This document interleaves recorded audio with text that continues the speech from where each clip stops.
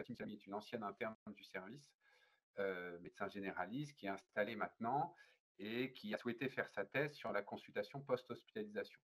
En faisant le constat que nos patients qui ont fait une décompensation cardiaque, une décompensation respiratoire, un diabète déséquilibré, et ben parfois, 1 semaine, 2 semaines, 3 semaines plus tard, on les retrouve aux urgences à nouveau pour un problème similaire.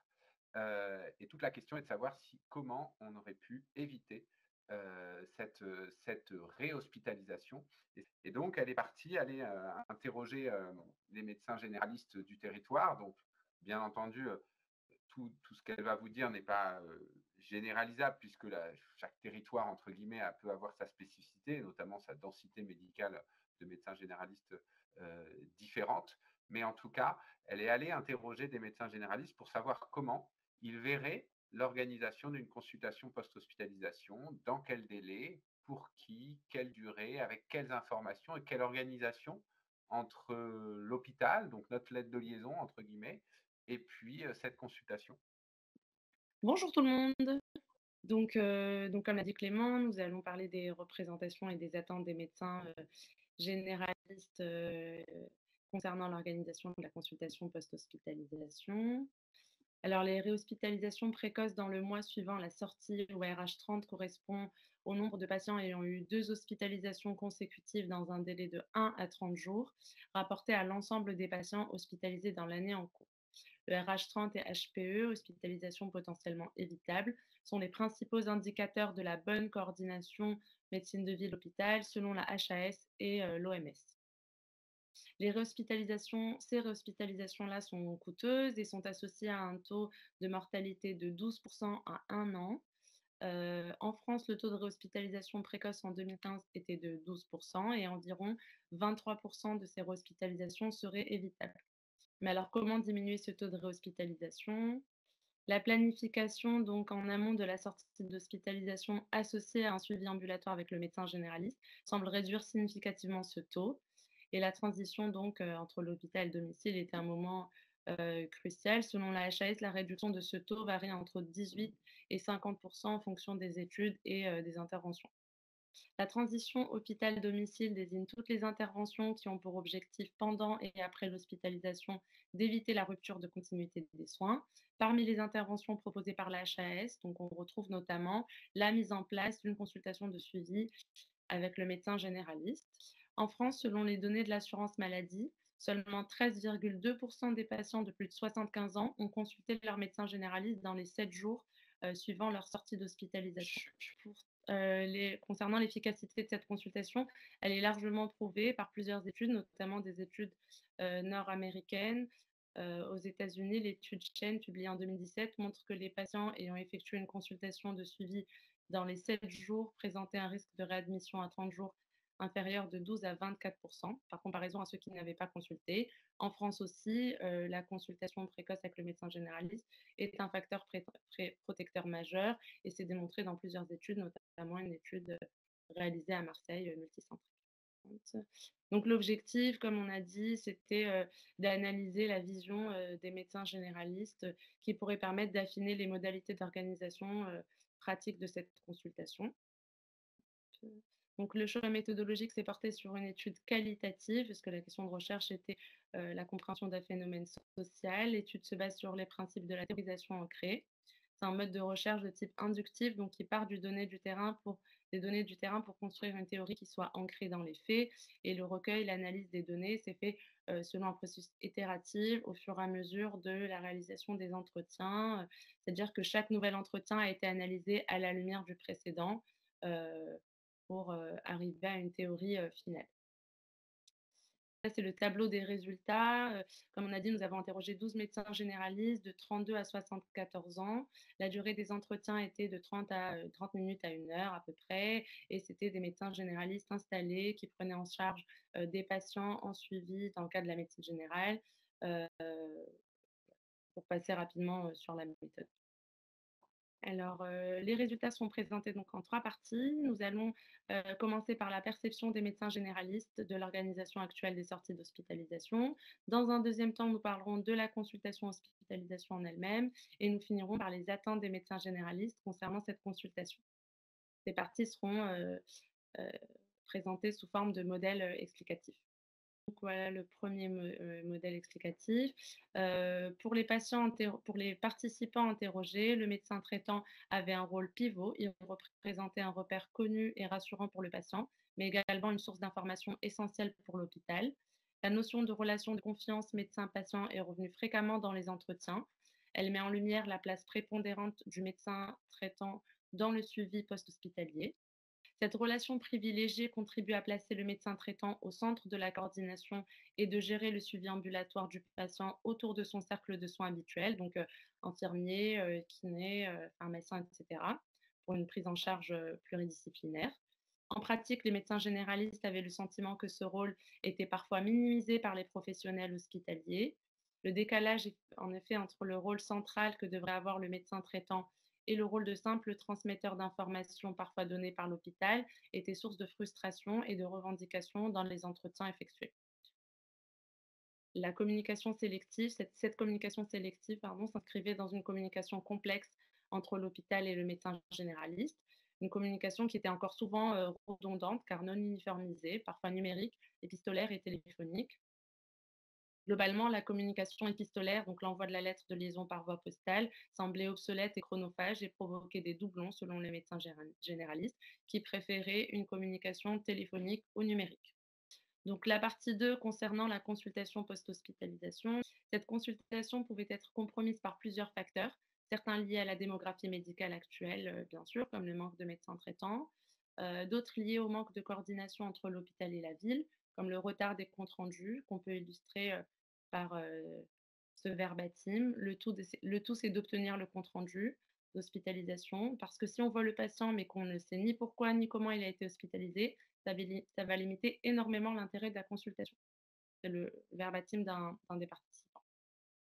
Les freins pouvaient également être liés aux patients, comme le manque d'intérêt de la consultation post-hospitalisation, le manque de compréhension des consignes données à l'hôpital ou les impératifs personnels. Et enfin, les participants reconnaissaient un frein interne, c'est-à-dire leur propre résistance au changement. La consultation post-hospitalisation était perçue comme complexe et longue, car elle clôturait un événement marquant pour le patient, donc l'hospitalisation. Elle est décrite comme dense, car elle nécessite une prise en charge globale, avec des enjeux sociaux, médicaux et psychologiques. De plus, son importance était parfois minimisée par les patients qui pouvaient l'inclure dans une autre consultation, ce qui la rendait multimotif. Les participants étaient convaincus de l'intérêt de la réévaluation post-hospitalisation. Cette consultation était nécessaire d'abord au soutien moral, car comme on le disait, elle fait suite à un événement parfois traumatisant pour le patient, qui a besoin d'une écoute active et bienveillante. Elle pouvait aider le patient à mieux accepter, intégrer l'expérience passée et les changements à venir. Elle était d'autant plus importante, bien sûr, que les changements médicamenteux, notamment réalisés à l'hôpital, étaient grands. Elle est également nécessaire à l'évaluation de la bonne observance thérapeutique pour limiter le risque d'erreurs médicamenteuses. Cette consultation représentait un moment de choix pour encourager la prévention, aider les patients à repérer les signes de décompensation et encourager la poursuite de l'éducation thérapeutique. Enfin, les participants ont relevé son importance pour la bonne tenue du dossier médical du patient, pour la diminution du risque de réhospitalisation et la diminution des coûts de la sécurité sociale. En effet, l'assurance maladie valorise cette consultation par une cotation spécifique, mais la revalorisation financière, pardon, n'était pas la principale motivation des médecins, bien qu'elle était appréciée parce qu'elle représentait une reconnaissance à leur travail et à la complexité de cette consultation. Les médecins généralistes interrogés estimaient que cette consultation ne devait pas être systématique pour tous les patients hospitalisés, car ce serait difficile à mettre en pratique d'abord, et cela aurait probablement peu d'intérêt. Son instauration, selon les participants, doit donc dépendre du motif d'hospitalisation, de l'état général du patient et de l'appréciation des médecins hospitaliers et généralistes, entre autres. En effet, l'élaboration d'un protocole fixe paraissait compliqué à appliquer pour tous les patients parce que chaque situation était unique. Donc ça, c'est le modèle explicatif global qui fait le lien entre les différentes catégories conceptuelles évoquées précédemment. euh, et qui explique pourquoi cette consultation est nécessaire, complexe et longue. Donc pour cette dernière partie, nous allons nous intéresser aux attentes des médecins généralistes.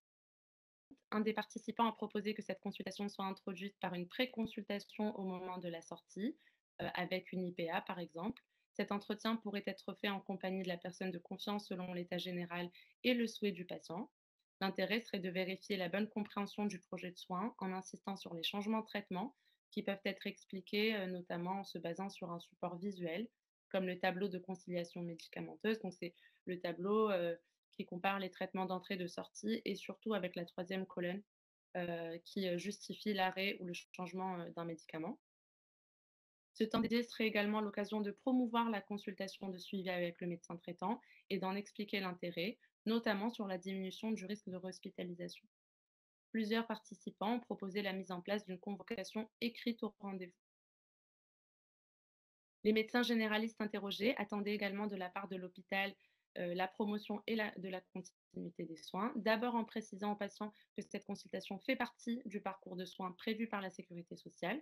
Cela pourrait donner l'impression d'un continuum et rassurer le patient lors de sa sortie, puis en rappelant aux patients que leur médecin traitant est au courant et qu'il est disponible à les recevoir.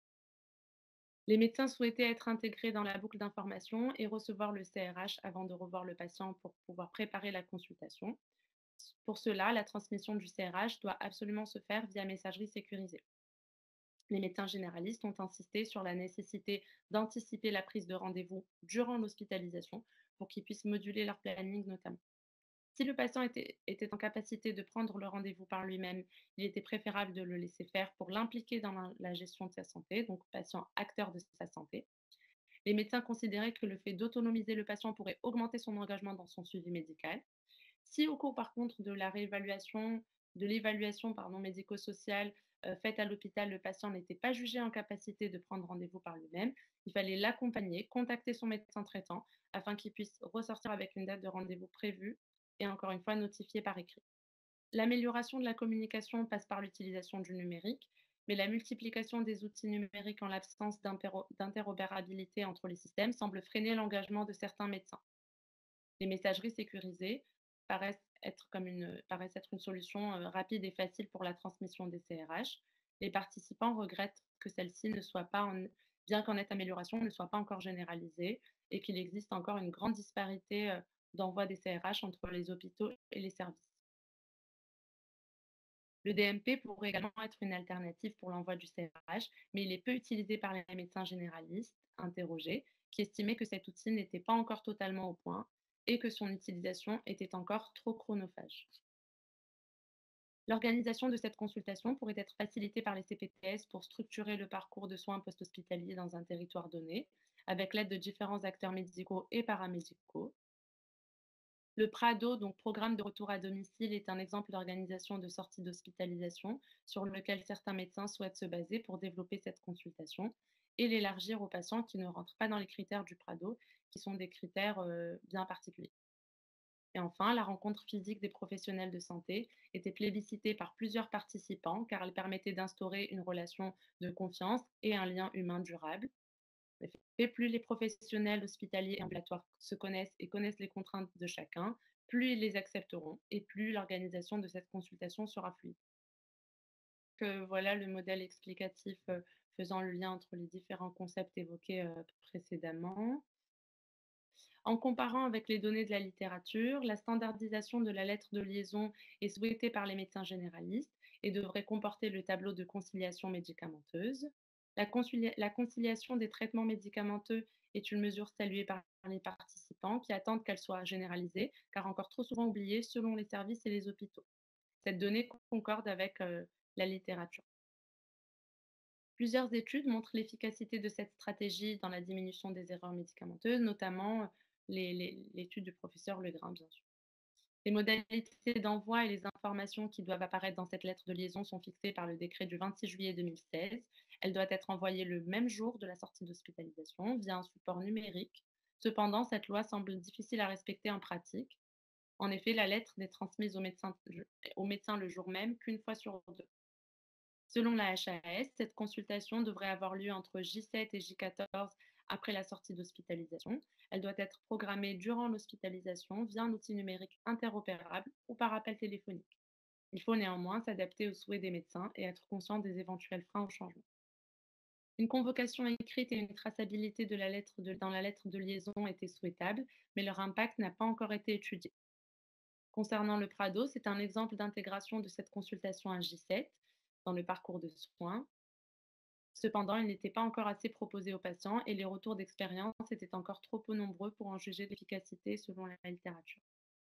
Dans le contexte actuel de manque de médecins, il paraît difficile de mettre en place cette consultation pour tous les patients. Il faudrait donc, selon les résultats de notre étude et les recommandations de la HAS, identifier les patients les plus à risque de hospitalisation précoce. Pour cela, plusieurs facteurs prédictifs relevés par nos participants correspondent aux données de la littérature, notamment les patients atteints de nombreuses comorbidités, de pathologies chroniques, etc.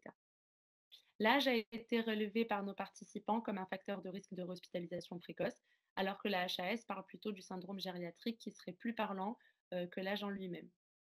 L'antécédent d'hospitalisation non programmée depuis 6 mois est également un facteur à prendre en compte selon la HAS. Il n'a pas été cité par nos participants. A contrario, certains scores comme le SST prennent en compte l'âge du patient pour calculer le risque de réadmission. En effet, il existe plusieurs scores prédictifs de réhospitalisation précoce. En 2020, Camille Schwab a comparé la validation externe de 8 scores de risque de réhospitalisation, notamment le score SST, qui semble le plus intéressant car il a la plus grande spécificité et il a l'avantage de pouvoir être calculé dès l'admission du patient, qui permet d'anticiper. L'application pratique des conclusions de ce travail pourrait permettre de mettre en place une consultation post-hospitalisation de manière plus régulière et pérenne pour les patients qui le nécessitent. Une évaluation de la satisfaction des différents acteurs, donc notamment des hospitaliers, serait intéressante à étudier. Un équilibre est donc à trouver aussi entre le patient, acteur de sa santé et spectateur. L'éthique voudrait bien sûr favoriser l'autonomie du patient, l'autonomisation du patient. La communication numérique et l'anticipation sont nécessaires à l'amélioration de l'organisation de la consultation post-hospitalisation avec le médecin traitant. Elle ne doit pas être systématique et nécessite de s'adapter au contexte et d'être plébiscitée par l'hôpital. Une meilleure coordination entre les professionnels de ville et hospitaliers est nécessaire à sa mise en place. Merci pour votre attention.